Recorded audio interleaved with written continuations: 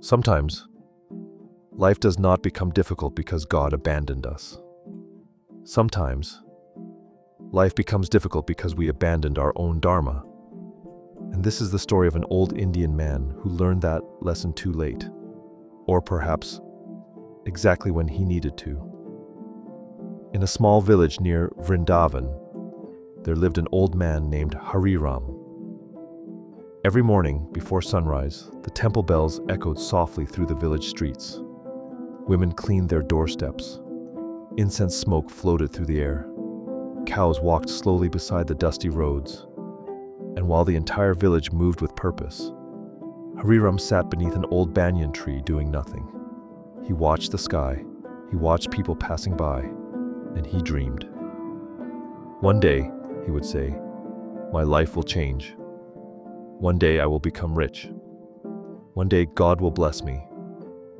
But that one day never came, because dreaming had become his habit, and action had become his fear. At first, people laughed at him. Then they pitied him. Eventually, they stopped noticing him at all. But inside his small home, the pain kept growing. His wife Mira carried the entire burden of the family on her shoulders. She cooked. She washed clothes near the river. She cleaned homes in the village for a few rupees. At night, when everyone slept, she quietly massaged her swollen feet without complaining. One evening, as rain leaked through their broken roof, Mira looked at Hariram and spoke softly. Faith is important, she said, but even Lord Krishna asks us to act. Hariram lowered his eyes. I am waiting for the right opportunity, he replied. Mira smiled sadly. Sometimes opportunities come dressed as hard work. Those words stayed in the air long after the conversation ended. But Hariram still did nothing. Days passed. Months passed. Years passed. Slowly, poverty entered every corner of their lives. The rice became less. The dal became thinner. The cooking oil disappeared. Even the sound of laughter inside the house became rare. But the deepest pain came from the eyes of his grandson, Arav. The boy was only 7 years old, thin, quiet, too quiet for a child. One cold evening during monsoon season, Arav walked toward his grandmother while holding his stomach. Dadi, he whispered softly, is there any roti left? The room became silent. Mira opened the small steel container in the kitchen. Empty. She checked another one. Empty. Then another. Nothing. Not even rice. Not even flour. Flour. For a moment, nobody spoke. Arav tried to smile. It's okay, he said gently. I'm not very hungry. But children never learn how to hide pain properly. Hariram looked into the boy's eyes and felt something break inside him. That night, while rain hit the roof above him, Hariram could not sleep. For the first time in many years, he stopped blaming fate. He stopped blaming luck. He stopped blaming God. And deep in the darkness, another painful truth appeared before him. He had spent years praying for miracles, while refusing to move his own feet. Tears rolled down his face silently. Near midnight, he walked outside toward the small temple at the edge of the village. The streets were empty. Only the sound of crickets and distant thunder remained. Hariram sat before the small idol of Krishna. The oil lamp flickered softly, and for the first time in his life, he prayed differently. Not for money, not for wealth, not for destiny to magically change. He folded his trembling hands and whispered, Krishna, do not change my fate overnight. Just give me the strength to stop running away from my responsibilities. Something inside him became quiet after that prayer. Not magically happy, not suddenly successful, just clear. The next morning, before sunrise, Hariram woke up early. Mira was shocked. He washed his face, tied his old scarf around his head, and left home searching for work. That day, he became a laborer in the fields. The sun burned his skin, the mud pulled at his feet. His back ached, his hands blistered. By evening, his body felt broken. But when he returned home, carrying a few rupees and a small bag of rice, Arav smiled. And somehow, that smile removed half his exhaustion. Days turned into weeks. Weeks turned into months. Hariram worked every day. Some days, carrying bricks. Some days, cleaning cattle sheds. Some days, unloading grain sacks from trucks. The work was hard, very hard. But another problem slowly appeared. No matter how much he worked, money disappeared quickly. Medicine, food, electricity, repairs. Everything became more expensive. One evening, Hariram sat outside a tea stall listening to older men talk. One man proudly said, "The safest thing in life is saving money." Those words entered Hariram's mind deeply. That night, he found an old metal box and hid it beneath his bed. Every week, he placed a few rupees inside. Little by little, the box became heavier. And strangely, his heart felt lighter. Arav discovered the box one day. "Dadaji," he asked excitedly, "what is this?" Hariram smiled proudly. "This," he said, "is our future." To save money, they sacrificed many things. Mira continued wearing old saris with faded colors. Hariram repaired his sandals again and again instead of buying new ones. Some nights they ate only rice with salt. Still, he kept saving.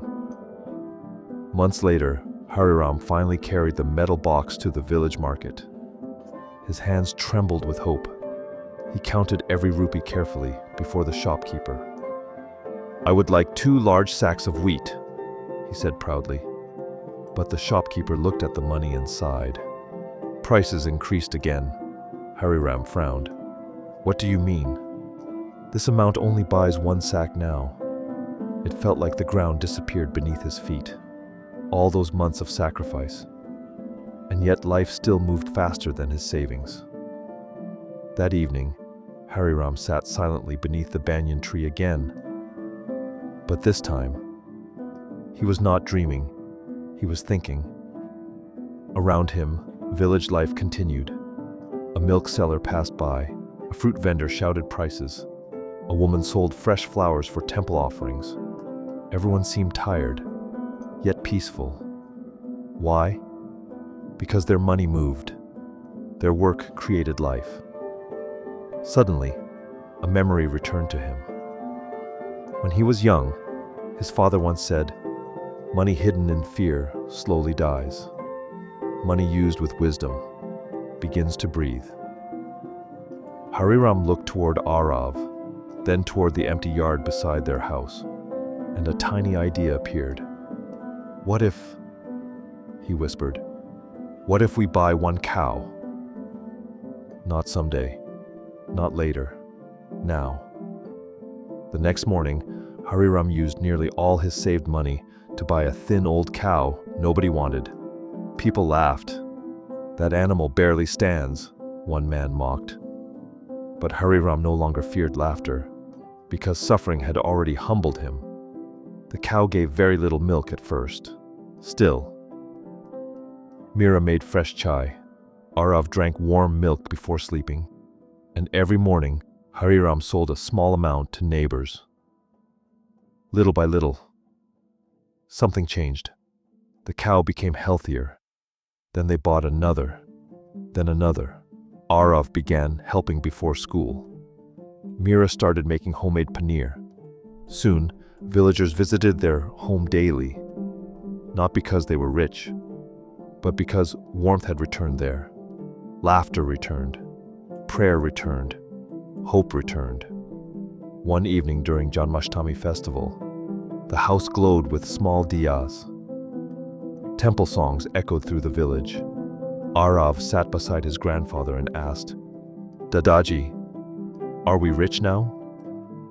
Hariram smiled softly. "No, my child." "Then why do you smile so much now?" The old man looked toward the temple lights in the distance, and after a long silence he answered, "Because for the first time in my life, I stopped waiting for life to save me." Arav listened carefully. Hariram continued, "I thought money would remove fear. But fear never disappears through saving alone. It disappears when we stop living helplessly." He picked up a small clay lamp beside him. "Look at this diya," he said. "If we hide the flame to protect it, eventually it dies. But when we allow it to shine, it gives light to everyone." Then he placed his hand gently on Arav's head. Money is the same. If we only hide it, fear grows. But if we use it with wisdom, patience, and courage, life begins to grow around us. Tears filled Mira's eyes as she listened quietly nearby, because she understood something too. The greatest blessing God gave their family was not money. It was awakening. Years later, people in the village no longer called Hariram lazy. They called him wise. Young men visited him asking for advice. Some wanted business ideas. Some wanted success. But Hariram always told them the same thing. Do not pray for an easy life. Pray for the strength to fulfill your dharma. Do not wait for miracles while avoiding responsibility. And never let fear turn your heart into stagnant water. Then he would smile gently and say, "Even karma can change when a man finally decides to move." And perhaps that is the lesson many of us need today. Maybe your suffering is not punishment. Maybe life is trying to wake you up. Maybe God is not asking you to become rich overnight. Maybe He is only asking you to take one small step with courage, one prayer, one action, one beginning. Because sometimes the biggest miracle is not money. Sometimes the biggest miracle is the moment a lost soul finally awakens.